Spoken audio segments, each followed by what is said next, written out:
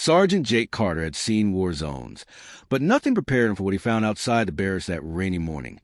A child's abandoned backpack, smeared with mud, and a note inside that would change his life forever. What he discovered next left his entire unit speechless. This is a story of courage, loss, and a bond no one saw coming. Before we dive into this emotional journey, make sure to subscribe, hit the like button, and turn on notifications. Stories like this remind us of the power of human connection, and you won't want to miss what happens next. The discovery. The rain had been falling since midnight. A relentless, cold drizzle that turned the dirt paths outside Camp Pendleton's barracks into shallow rivers of mud. Sergeant Jake Carter stood under the overhang of the supply shed, lighting a cigarette with cupped hands, the flame flickering against the damp wind. His third deployment had ended 6 months ago, but the desert's heat still clung to his bones, making the California winter feel even harsher. He took a long drag, exhaling slowly as he watched the gray dawn break over the base. Another day, another routine. That's what they promised him when he got back. Stability, normalcy. But nothing about Jake's life had ever been normal. His boot splashed into a puddle as he stepped out, the weight of his gear familiar on his shoulders. Morning runs were his ritual, something to outpace the memories that chase him. The usual path was waterlogged, so he veered toward the perimeter fence, where the gravel held firmer. That's when he saw it, a flash of pink against the mud. At first, he thought it was trash, a discarded sweatshirt, maybe, but as he got closer, his pulse kicked up. It was a backpack, a kid's backpack, small and worn, one strap half buried in the dirt. The fabric was soaked, the unicorn patch on the front peeling at the edges. Jake froze. Children didn't just leave backpacks outside military barracks.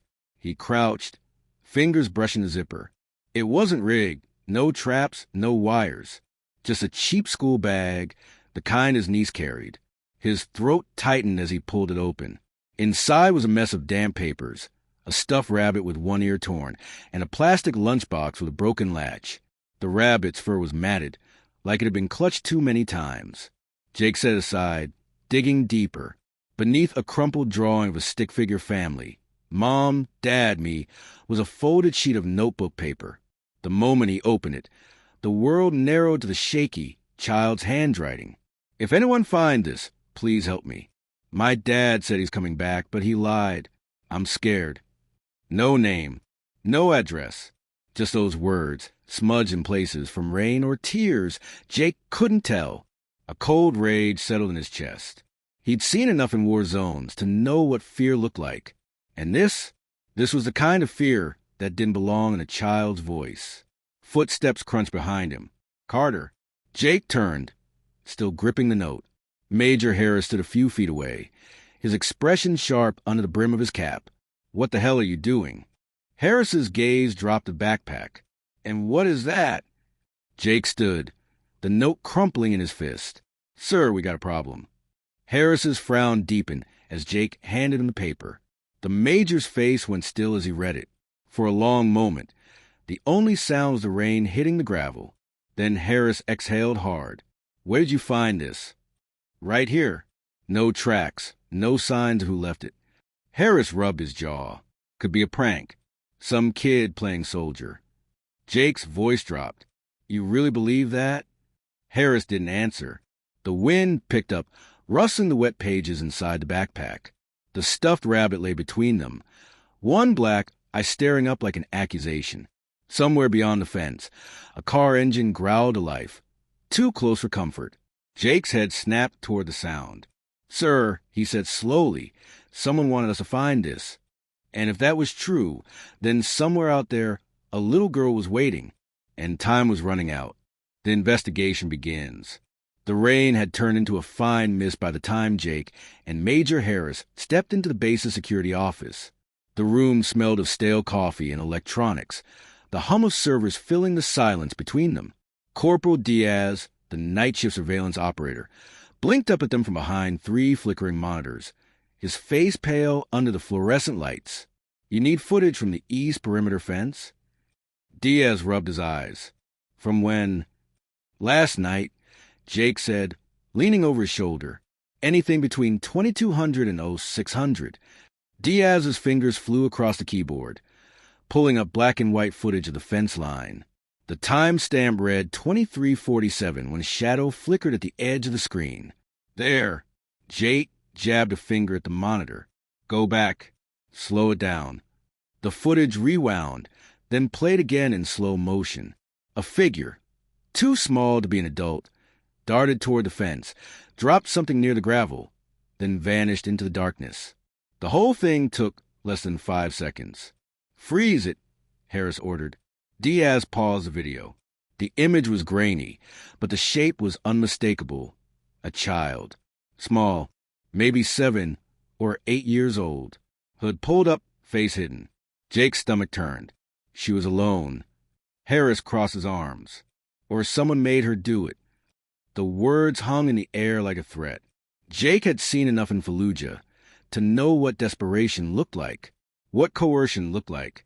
And if someone was using a kid to send a message, run facial recognition, Harris said. Diaz shook his head. No clear shot of the face, sir. But he zoomed in on the figure's hand. She's holding something. A phone, maybe? A phone. A way to call for help. Or a way for someone to track her. Jake grabbed the backpack from the desk where he'd left it. He appended it, spilling the contents onto the table. The stuffed rabbit, the crumpled drawing, the lunchbox, and then something he'd missed before. A small, square piece of paper stuck to the inner lining. He peeled it off. A receipt. Asterisk Sunny Days Diner. Order number 47. 12/14. 6:30 p.m. Asterisk. Got you? Jake muttered. Harris snatched the receipt. This is from 2 towns over, near that old orphanage. Jake's head snapped up. Orphanage. Sunny Days. State-run. Takes in foster kids. Harris's jaw tightened.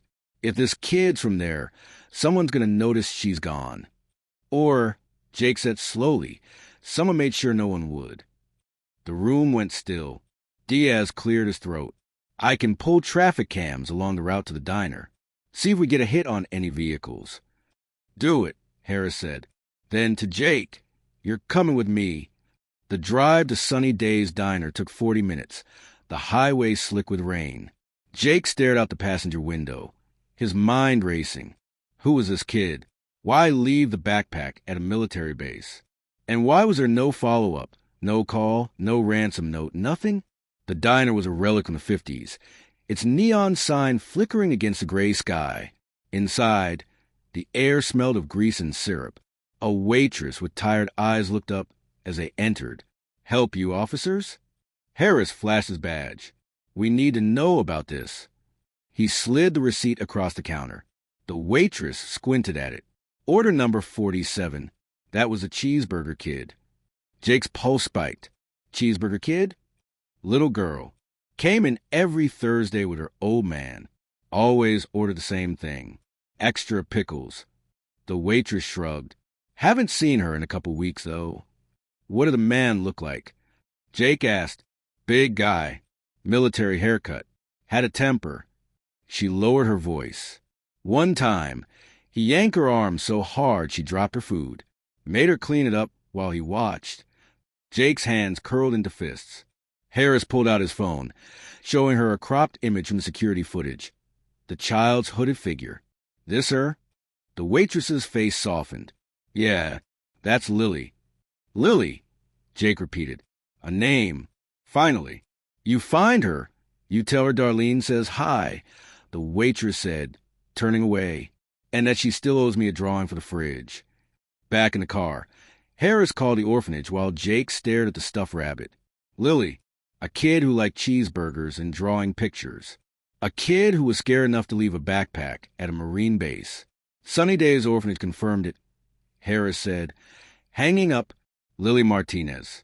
7 years old. Father's a former Marine. Dishonorable discharge.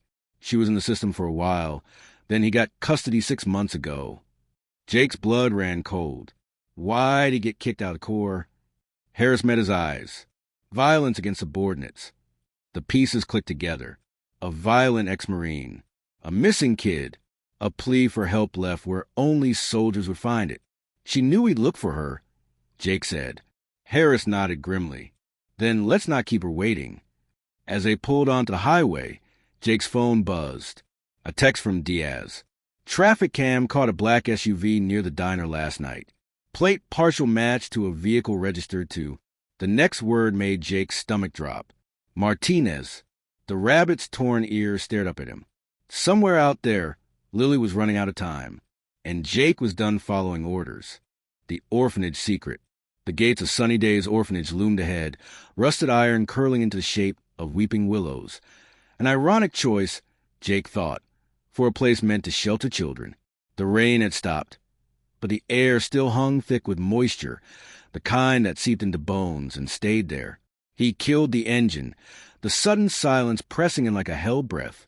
Harris hadn't said a word since the text about Martinez's SUV. The unspoken truth sat between them.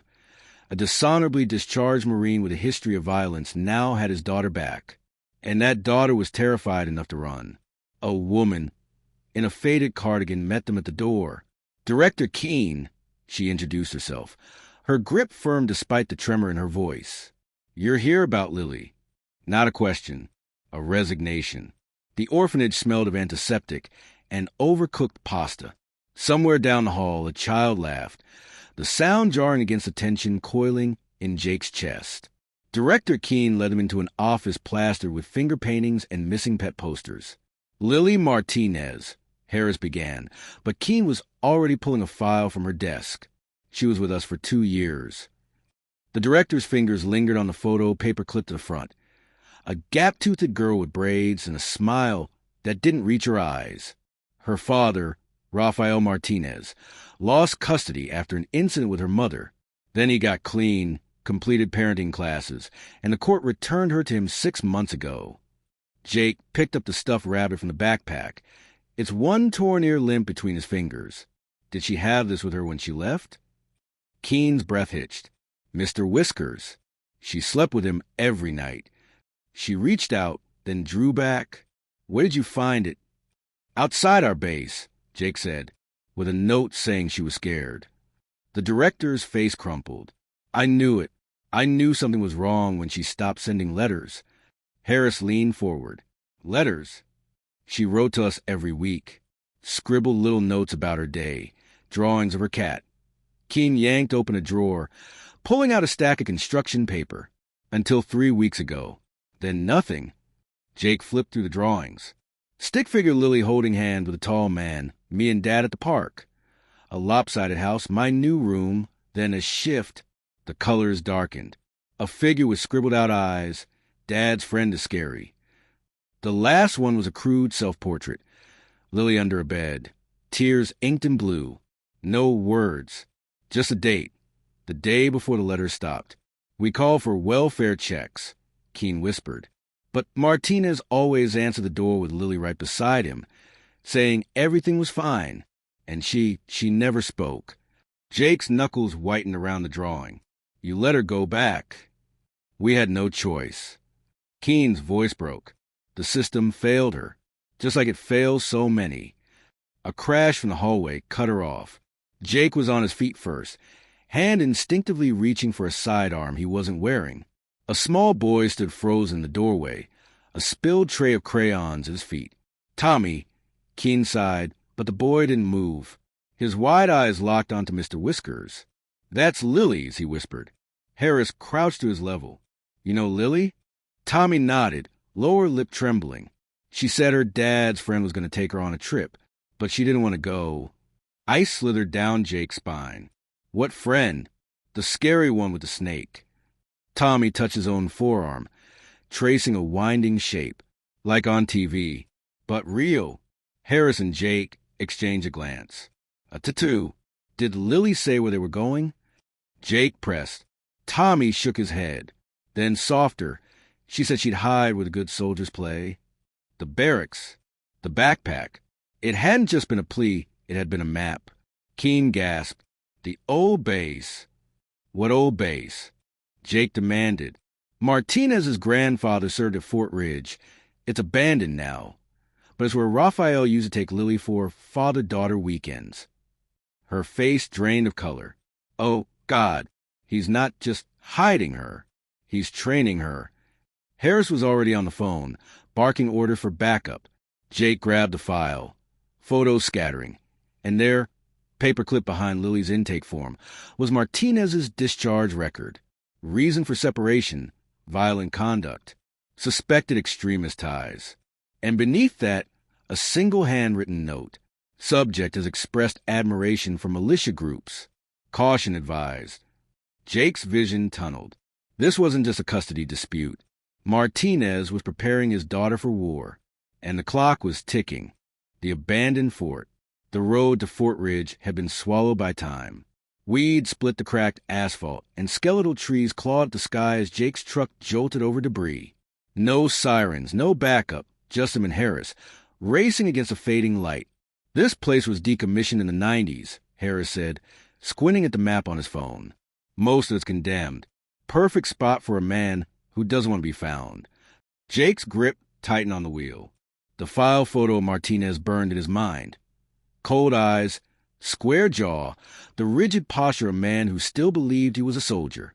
A man who'd taken his daughter to a place where no one would hear her scream.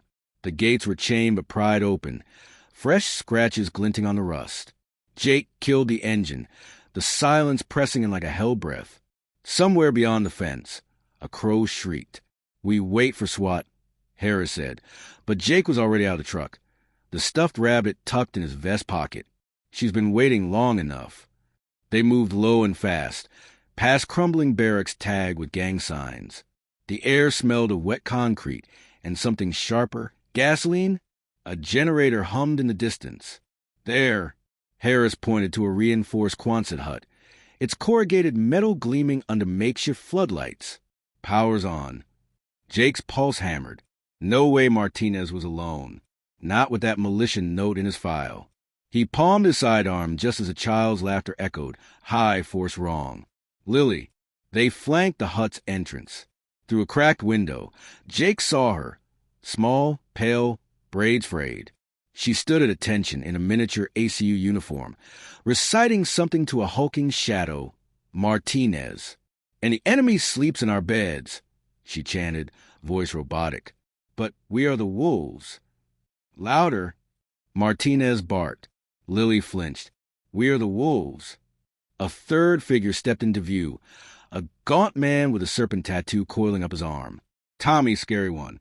He smirked, stroking the snake's head. "She's still soft, Rafa." Martinez backhanded Lily across the mouth. Jake's vision went red. He lunged to the door, but Harris yanked him back. "Ambush!" Harris hissed. Too late. The first shot splintered the wood above their heads. From the rooftops, muzzle flashes winked. 3, maybe 4 shooters. Militia. Martinez had reinforcements. Jake rolled behind a generator as bullets chewed the ground where he'd stood. Harris cursed into his radio. Officers under fire at Fort Ridge. A Molotov cocktail shattered against the hut, flames licking up the walls. Inside, Lily screamed. Martinez burst out, dragging her by the collar. "You brought cops to my doorstep?" he roared at Jake. "I brought Marines," Jake snarled. The snake-tattooed man emerged, pressing a pistol to Lily's temple. "Drop your weapons or the pup dies." Time stopped. Lily's eyes met Jake's. No fear now, just fury. Then she bit Martinez's hand hard enough to draw blood. Chaos erupted. Jake fired. The snake man dropped. Martinez tackled Lily into the burning hut. Harris took a bullet to the vest, going down hard as more militia poured from the trees. Jake didn't think. He ran into the fire. Smoke choked him. Flames licked at Lily's tiny uniform as Martinez pinned her, his knife glinting. "You'll learn respect." Jake tackled him. They crashed through a rotting table, ribs cracking. Martinez's blade grazed Jake's throat before he wrenched it away. "Lily, run!" Jake roared. She didn't. The girl snatched the fallen pistol, hands shaking but aim steady, just like Martinez had taught her. "No more wolves," she whispered, and pulled the trigger. Martinez collapsed, howling, his knee blown out. Outside, sirens wailed. "SWAT!" Jake scooped Lily up as the roof groaned. She clung to him. sobbing into his vest. "I knew you'd come," she gasped. "I left a map." The rabbit tumbled from his pocket.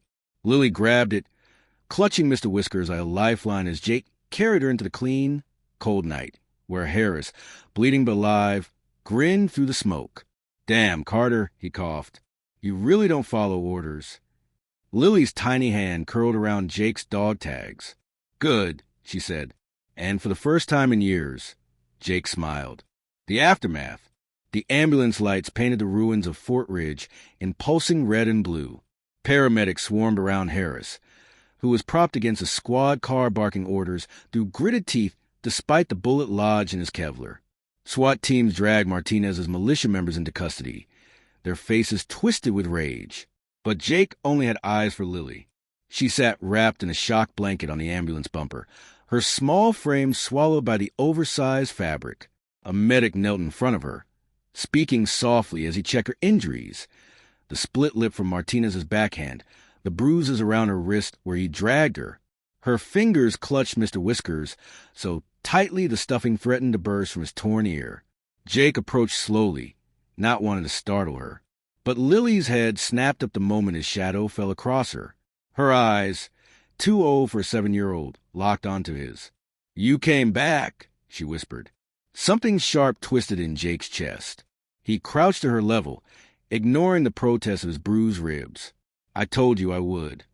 She studied him for a long moment, then held out the stuffed rabbit. "Mr. Whiskers says thank you." Jake's throat tightened. He touched the rabbit's head gently. "Tell him he's welcome." A social worker bustled over, clipboard in hand. "Sergeant Carter? We need to take Lily to the hospital for a full evaluation. Then she'll be placed in temporary foster care while we sort out."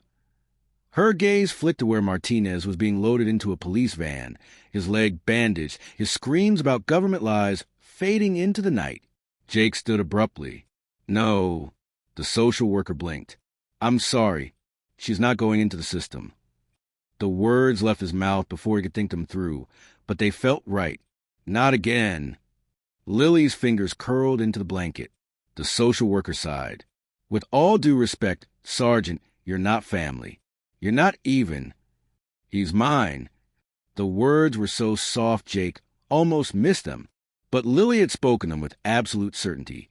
Her chin lifted in a way that brooked no argument. The social worker hesitated. Harris limped over, his arm in a sling.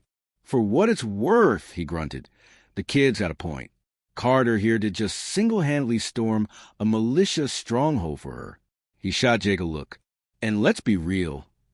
You think any foster home's going to handle her better than a Marine?" Jake held his breath as the social worker studied Lily. The way she leaned subtly toward Jake, the white-knuckle grip on her rabbit. Temporary guardianship, the woman said finally, pending psychological evaluations and court approval. Jake exhaled.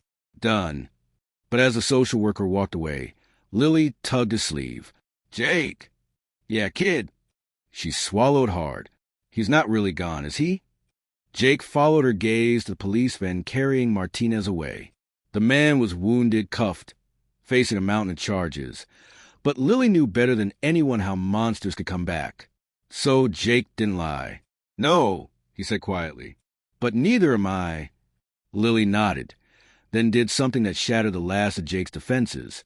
She crawled into his lap, tucked her head under his chin, and fell asleep in 5 seconds flat. Harris whistled low. "You're screwed, Carter." Jake carefully adjusted the blanket around her. "Yeah," he said. "I know." And for the first time in his life, that didn't scare him.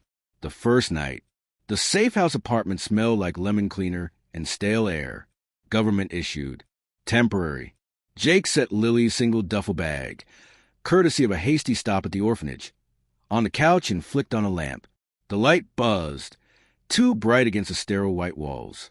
Lily hovered in the doorway, Mr. Whiskers dangling from one hand. She hadn't spoken since the hospital, where a kind-eyed doctor had stitched up her lip and taken x-rays of her wrist. "Old fractures," the woman had murmured to Jake. "Multiple." "You hungry?" Jake asked, toeing off his boots. The social worker had shoved a stack of frozen meals into his arms. "Just microwave them." but the thought of forcing Lily to eat another institutional dinner made his skin crawl. She shook her head, eyes darting to the windows. Okay. He crouched, wincing as his bruised ribs protested. Ground rules. You don't like something, you tell me. You get scared, you wake me up. And no knives in the dishwasher. I'll handle those. A flicker of confusion crossed her face. Why?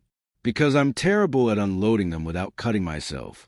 For the first time in hours, the ghost of a smile touched her mouth. Jake nodded to the hallway. Pick any bedroom. They're all the same. Lily vanished down the hall. He heard doors opening, closing, then silence. The fridge held exactly 3 items. A 6-pack of beer, a petrified lime, and a sticky note from Harris. Don't screw this up. Jake snorted. A thump from the hallway. He found Lily standing on a chair, struggling to wrench open the bedroom window. Her hand shook, not from effort, but from the kind of panic Jake recognized. The need for an exit. A way out. Hey! He didn't touch her.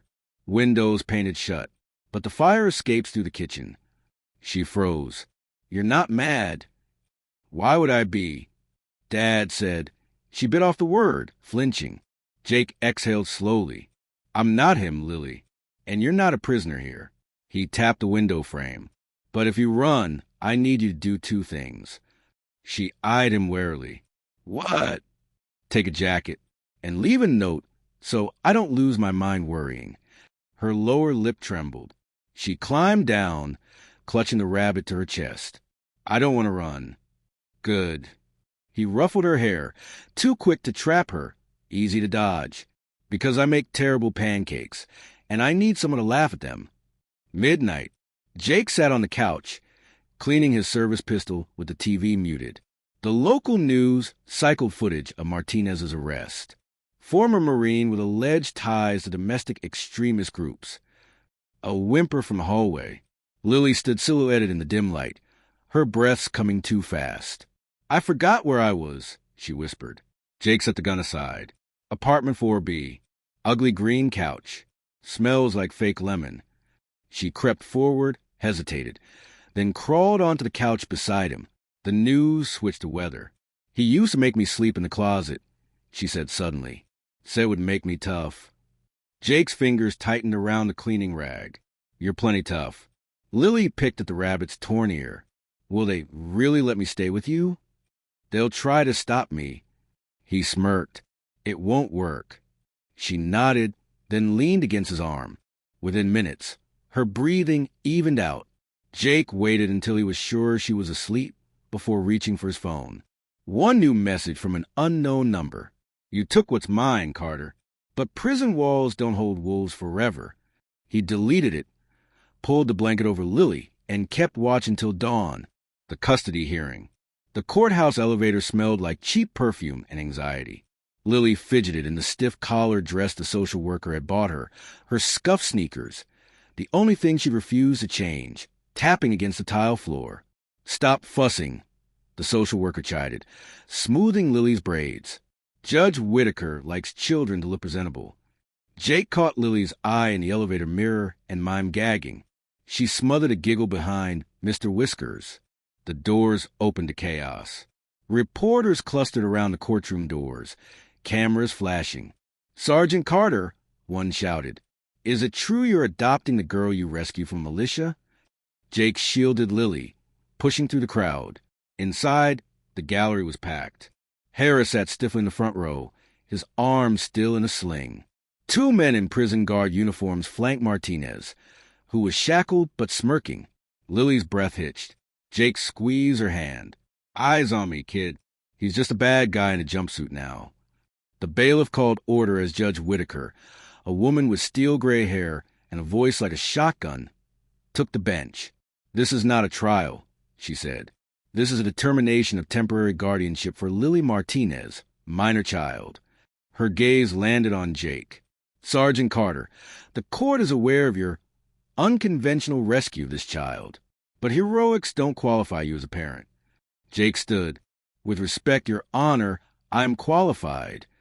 By what? Your PTSD diagnosis. Martinez's lawyer smirked. Or your lack of permanent residence? Lily shot to her feet.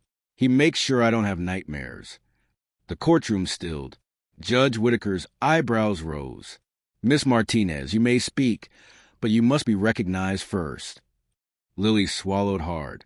Sorry, but Jake listens. And he asks if I want pickles on my burger. Her voice dropped to a whisper. Nobody ever asked before. The judge's expression softened, until Martinez suddenly laughed. Cute act, he sneered, but Lily's mine, and my brothers won't let some government pet steal. Enough.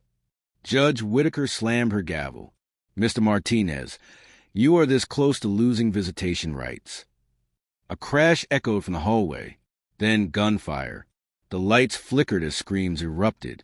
Harris yanked Lily under the bench while Jake lunged for Martinez. Just as the courtroom doors burst open, 3 men in ski masks stormed in, rifles raised. On the ground, the lead gunman shouted. Jake hit the floor, counting weapons. 2 AR-15s, 1 pistol. His service weapon was locked in the courthouse security box. Damn protocol. Martinez grinned. Told you, Carter. The gunman grabbed him, snapping his cuffs with bolt cutters. Lily comes too, Martinez demanded. No! Jake surged up, only to freeze as a rifle swung toward Harris, who was shielding Lily with his body. The lead gunman laughed. Relax, hero. We're just here for him. He shoved Martinez toward the exit. But hey, thanks for the kid's location. Real patriotic of you to bring her right to us. Jake's blood turned to ice. This wasn't a rescue. It was a trap. As the gunman retreated, Lily wriggled free and ran, not toward Jake, but after Martinez. Lily, no. She skidded to a stop in the doorway, whirling back with tears streaking her face. You promised. Then the fire alarm blared, smoke pouring from the vents. In the chaos, Lily vanished. Jake fought through the panicked crowd to the exit, just in time to see a black SUV peel away. Harris grabbed his arm. SWAT's en route. They have her. Jake's voice was raw. Harris shoved a set of keys into his hand. Then go get her back. The last thing Jake saw before sprinting to the parking garage was Martinez's lawyer smirking at his phone. They had inside help, and Lily was running out of time. The trail of blood. The black SUV's taillights vanished into the rain-soaked night, but Jake didn't need to see them to know where they were headed. He gunned Harris's unmarked sedan through the courthouse garage, tires screeching as he swerved around panicked civilians. His phone lay open on the passenger seat, tracking the GPS signal from the stuffed rabbit still clutched in Lily's arms, a precaution he'd taken after the first threat. The dot pulsed on the map, moving northeast toward the mountains, toward the old mining tunnels Martinez's militia used for training. Rain hammered the windshield as Jake dialed Harris. They're heading to the Black Ridge mines, Jake barked. SWAT's 20 minutes out. Lily doesn't have 20 minutes. Jake's knuckles whitened on the wheel. Martinez is unstable, and those men didn't break him out just to hand her a lollipop. A pause. Then Harris sighed. There's a ranger station at mile marker 37. Lockbox under the porch with a shotgun and body armor. Keys taped behind the rain gutter. Jake exhaled. You're a damn saint. No, Harris muttered. I'm just the idiot who'll lose his pension for this. The ranger station was a rotting shack half swallowed by the forest. Jake found the key to the shotgun and a Kevlar vest 2 sizes too small. He loaded the weapon, checked Lily's GPS, still moving, and plunged into the trees. The mine entrance was a jagged maw on the mountainside, guarded by 2 men in tactical gear. Jake dropped the first with a silenced pistol shot to the thigh. The second barely had time to raise his rifle before Jake's elbow cracked into his temple. Inside, the tunnels reeked of damp earth and gunpowder. Voices echoed ahead, distorted by the narrow passages. Should have left her in the courthouse, a man snarled. Shut up, Martinez growled. She's my blood, and blood obeys. Jake moved like a shadow, pressing against the rough-hewn walls. The tunnel opened into a cavern lit by lanterns. Lily sat on an upturned crate, her face pale but dry-eyed. Martinez loomed over her, his newly freed hands gripping her shoulders. You remember what I taught you, he hissed. The weak die, the strong take. Lily's gaze flickered past him and locked onto Jake. Martinez spun. Carter. His smile was a predator's. Knew you'd come. The knife came out fast, not aimed at Jake, but at Lily. Jake fired. Martinez staggered, the bullet grazing his ribs. Lily moved, slamming her heel into his wounded knee. He roared, swinging the blade wildly, and sliced open her forearm. Lily didn't scream. She snatched the knife from his grip and stabbed it into his thigh. Martinez howled, collapsing. Jake lunged, pinning him as Lily scrambled back, blood dripping down her fingers. "You bitch!" Martinez spat. Jake pistol-whipped him. Hard. Silence. Lily was breathing fast, clutching her bleeding arm. Jake tore off his sleeve, wrapping the wound. "Look at me. You're okay. You're safe." She nodded, then pointed past him. "Jake, the bag." A military-grade duffel sat against the wall. Inside, Semtex explosives, detonators, and a map of Camp Pendleton with red X's over the barracks. They weren't just hiding, Jake realized. They were preparing. Lily tugged his sleeve.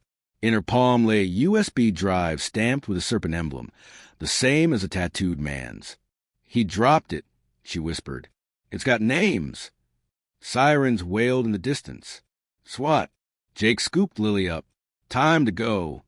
She buried her face in his neck as he ran for the exit, just as Martinez groaned, stirring. "Lily," he croaked. She didn't look back. The serpent's nest. The safe house bathroom light buzzed like an angry hornet as Jake cleaned the cut on Lily's arm. She sat on the edge of the sink, her legs swinging, her free hand strangling the life out of Mr. Whiskers. The knife wound wasn't deep, but it was enough to make Jake's vision go red every time he looked at it. "You should have run," he muttered, dabbing antiseptic on the gash. Lily kicked his shin, not hard, but pointed. "You should have shot him in the head." Jake paused. He'd heard that tone before, in the mirror after Fallujah, the icy detachment of someone who'd seen too much. He capped the ointment. "Next time I will." Lily studied him, then nodded. A pack sealed. Harris burst in, his sling gone, his face flushed. "That USB was encrypted, but we cracked it. You're not going to like it." The laptop screen showed a list of names, dates, and coordinates. Jake recognized 3 as active duty Marines. At the top, Major Daniel Riggs, Camp Pendleton Armory Supervisor. Riggs. Jake's stomach dropped. "He's the one who processed my discharge paperwork last month." Harris grimaced. "And he's been funneling weapons to Martinez's militia for over a year." Lily, who'd been silent, suddenly pointed to a file labeled Operation White Wolf. "What's that?" Harris clicked it open. Security blueprints, patrol schedules, and a timestamp 72 hours, counting down. "That's Camp Pendleton's family day," Jake realized, when the base is packed with spouses and kids. Lily's fingers dug into Jake's arm. "They're going to hurt the soldiers' families." The room tilted. Martinez wasn't just a disgraced Marine. He was the spearhead of a domestic terror plot, and Riggs had given him the keys to the kingdom. Jake stood. "We need to." A bullet shattered the window. Harris yanked Lily to the floor as another round punched through the drywall. Jake killed the lights, peering through the blinds. Outside, 2 figures in tactical gear advanced from the tree line. "Riggs must have tracked us," Harris hissed. Jake tossed Lily his phone. "Bathroom. Lock the door. Call 911 and say Raven's in the nest. They'll route you to base security." She crawled away without argument. "Smart kid." Harris chambered his pistol. "We're pinned." "Wrong." Jake grabbed a kitchen knife. "They're asterisk pinned." Asterisk. He flung open the front door, drawing fire, then dove sideways as Harris shot the first gunman through the throat. The second swung his rifle, but Jake was already on him, driving the knife into his thigh. The man screamed, collapsing. Jake ripped off his balaclava. Not a militia grunt. Private Connor Hale, one of Riggs's armory assistants. Hale spat blood. "You're too late, Carter. The wolf's already." Jake silenced him with a fist to the jaw. Harris radioed for backup, while Jake sprinted to the bathroom. "Lily?" Open up. The door swung open. Lily stood there, phone in hand, her face eerily calm. The base commander said to tell you, the serpent bites at dawn. Jake's blood froze. It wasn't a warning. It was a deadline. Infiltration. The pre-dawn air smelled of salt and diesel. As Jake crouched behind a supply truck outside Camp Pendleton's west gate, Lily huddled beside him, her breath fogging in the chill. She wore a stolen maintenance uniform 3 sizes too big. The sleeves rolled to her elbows, the hem dragging like a wedding train. "Remember the plan?" Jake whispered, adjusting the comms earpiece Harris had smuggled to them. "You're my niece on Bring Your Kid to Work Day. We get in, we find Riggs, we don't engage." Lily rolled her eyes, a gesture so normal it almost made him smile. "Unless he's going to blow stuff up, then we shoot him." "Then I shoot him," Jake corrected. The guard at the gate was a baby-faced private Jake didn't recognize. Good. No awkward questions. He stood, pulling Lily up by her hood. Showtime. They walked straight past the checkpoint. The private barely glanced at Jake's forged paperwork. "ID." Jake handed it over, heart hammering. The kid squinted, then shrugged. "Welcome back, Sergeant." And just like that, they were inside. Camp Pendleton at dawn was a ghost town. The family day festivities wouldn't start for hours, but Jake could already see the setup. Bounce houses being inflated, picnic tables lined with red check cloths. His stomach twisted. So many soft targets. Lily tugged his sleeve. "Armory's that way." She pointed east, exactly as the stolen blueprints had shown. "How'd you?" Mr. Whiskers helped. She patted her stuffed rabbit, now with a makeshift bandage around its ear. Jake shook his head. "Remind me to recruit you when you're 18. They moved fast, sticking to shadows. The armory loomed ahead, its floodlights cutting through the morning mist. 2 guards patrolled the perimeter. Jake recognized both. Hale's friends. He pulled Lily behind a generator. "Change plans. I'll draw them off. You slip inside, find Riggs, and do nothing but listen." "Understood." Lily's jaw set. "What if he sees me?" Jake unholstered his pistol. "Then you tell him Mr. Whiskers says hi." Before she could argue, he stepped into the light. "Morning, gentlemen." The guard spun, hands flying to their sidearms, then froze. "Carter? What the hell?" "Heard you boys were cozy with Riggs." Jake kept his voice conversational. "Funny thing, he left a trail of breadcrumbs straight to you." "Bullshit." The taller guard's fingers twitched. Jake smiled. "Check your text." A bluff, but the shorter one took the bait, glancing at his phone. Just as Lily darted past him into the armory, Jake exhaled. Phase 1 complete. Now for the hard part. The armory's interior was a maze of steel cages and padlock crates. Lily moved like smoke, her small frame slipping between stacks of ammunition boxes. Up ahead, voices echoed. Coordinates set. White Wolf is go for 0900. Riggs. Lily pressed against a crate, holding her breath. "And Carter?" another man asked. "Already handled." Riggs's laugh was a dry cough. "Martinez's little girl led him right to us." Poetic, really. A third voice joined, younger, shaky. "Sir, the explosives are prepped, but I don't know if I can." "You'll do your duty, Private." Riggs's tone turned venomous. "Or you'll join the collateral damage." Lily risked a peek. Riggs stood over a kid no older than 19, shoving a detonator into his hands. Behind them, rows of C, for a line of cart marked Family Day supplies. Her blood turned to ice. They weren't targeting soldiers. They were turning a child into a suicide bomber. Jake's earpiece crackled. "Lily?" "Status." Silence. Then, "Jake." Her whisper was barely audible. "They're going to make a kid blow everyone up." Every muscle in Jake's body locked. The guards were still arguing with him, but their words blurred into static. There was only one play left. "Lily," he said softly, "remember the courthouse?" A pause. Then, "Yeah." "Do it again." And then chaos erupted. Lily screamed, a blood-curdling horror movie shriek, and bolted into the open. "Help!" He's gonna kill me. Rig spun, shock splashing across his face. The young private dropped the detonator. What the... Jake moved. He dropped the 2 guards with precise strikes, snatched a rifle from the ground, and charged the armory. Lily was already running toward him, Riggs on her heels. Down! Jake roared. Lily hit the deck. Jake fired. The shot took Riggs in the shoulder, spinning him like a top. The private lunged for the detonator, and Lily kicked it straight into Jake's hands. Silence. Then sirens. Harris's voice boomed through the comms. Carter, we're inbound. Do not. Jake yanked Lily into a crushing hug. Too late, Major, he muttered. We already won. The unseen hand. The safe house was anything but safe now. Jake sat at the rickety kitchen table, staring at the laptop screen as rain lashed against the windows.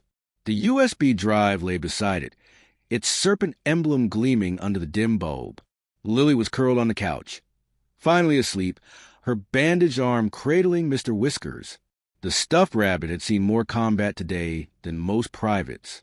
Harris paced behind Jake, his voice a low growl. Riggs isn't talking. Claims he was following orders. From who? Jake scrolled through the decrypted files again. Most were operational details, weapon shipments, timetables, payoffs. But one folder remained locked, password protected. Harris exhaled sharply. That's the million-dollar question. Lily stirred, her eyes fluttering open. Did you try White Wolf? Jake and Harris turned in unison. What? Lily sat up, rubbing her eyes. Martinez used to say, the White Wolf eats alone. She shrugged. Maybe it's important. Jake typed it in. The folder sprang open. Harris cursed under his breath. Inside was a single video file, time-stamped 3 days ago. Jake hit play. The footage showed a lavish office, dark wood, leather chairs, a flag pin glittering on a suit lapel. The camera angle was low, as if hidden in a bag or under a desk. A man's voice, crisp and polished, filled the room. Ensure the event proceeds as planned. The senator's family will be in the front row, yes? Yes, sir, Riggs replied off camera. Good. Collateral damage sells revolutions. The man leaned into view just enough to reveal a familiar profile. Sharp jaw, silver hair, a scar cutting through his left eyebrow. Jake's blood turned to ice. Deputy National Security Advisor Gregory Voss, the second most powerful security official in the country. Holy hell, Harris whispered. The video cut out. For a long moment, no one spoke. The implications hung in the air like smoke. This wasn't just a militia plot. It was a coup in the making. Lily broke the silence. He's the serpent. Jake looked at her. What? She pointed to the USB's emblem, the coiling snake. Martinez had a tattoo like that. He said it was for his patron. Harris sank into a chair. Voss was Martinez's CO in Iraq. They kept in touch after the discharge. He rubbed his face. This goes all the way to the top. Jake closed the laptop. We can't trust anyone. Not the FBI, not the Pentagon. Voss's eyes everywhere. Lily hugged her knees. What do we do? Outside, a car engine gunned. Too close. Jake was on his feet. In an instant, pistol drawn. Harris yanked Lily into the bathroom as headlights swept across the curtains. Jake. Lily's voice wavered. Stay down, he ordered. The doorbell rang. Once. Twice. Then a voice called out, calm, cultured, and utterly terrifying. Sergeant Carter? I'd like to talk about your future. Jake knew that voice. Gregory Voss had found them first. The last stand. The doorbell rang a third time, each chime slicing through the safe house like a knife. Jake didn't move. His pistol stayed trained on the door, while his other hand gestured sharply to Harris. The major understood instantly, yanking Lily back as he silently unholstered his own weapon. Jake. Lily's whisper was barely audible, her fingers digging into his sleeve. He crouched to her level, pressing the USB drive into her palm. Remember the vents at the armory? She nodded, eyes wide. Same deal here. You're smaller. Faster. He pointed to the air duct above the fridge. Go straight to the rendezvous point. Harris's contact will be there. Harris mouthed, "What?" But Jake ignored him. Lily swallowed hard. "What about you?" Outside, Voss's voice came again, smooth as poison honey. "Sergeant Carter, I'd hate to have my men breach this lovely home." Jake squeezed Lily's hand. "I'll be right behind you." A lie. They all knew it.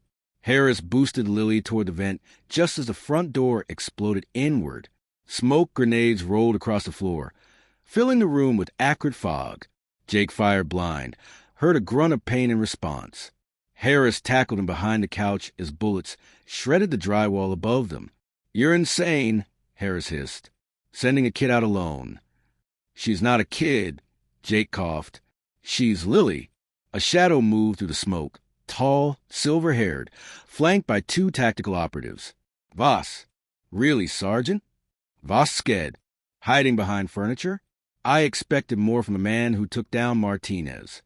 Jake stood, hands raised. "You wanted to talk?" "Talk." Voss smiled. "Where's the girl?" "Gone." The smile faltered. One of the operatives lifted a thermal scanner.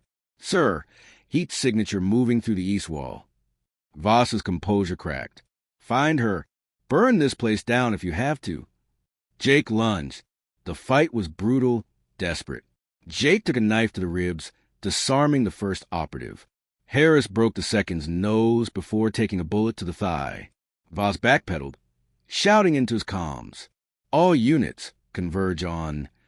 Jake punched him in the throat. Voss gagged, crashing into the kitchen table. The laptop skidded across the floor. Jake dove for it, smashing the hard drive with his pistol grip. "You idiot," Voss wheezed. "That footage was our only copy." Jake grinned through bloodied teeth. Wrong. Because Lily wasn't just carrying the USB. She was carrying hope. 3 blocks away, Lily crawled from a storm drain, Mr. Whiskers tucked in her hoodie. The rendezvous point, a 24-hour diner called Maggie's, glowed in the distance. She didn't look back at the smoke rising behind her. She ran. 1 month later, the White House press secretary resigned abruptly. Gregory Voss was quietly transferred to a military tribunal. And a 7-year-old girl stood beside Jake Carter as he received the Navy Cross for exceptional heroism. When the cameras turned away, Lily tugged his dress blues. "Hey, Jake?" "Yeah, kid." She held up Mr. Whiskers, now sporting a tiny medal of its own. "We make a pretty good team." Jake scooped her onto his shoulders, ignoring the ache in his healing ribs. "Damn right we do." This story proves that courage comes in all sizes.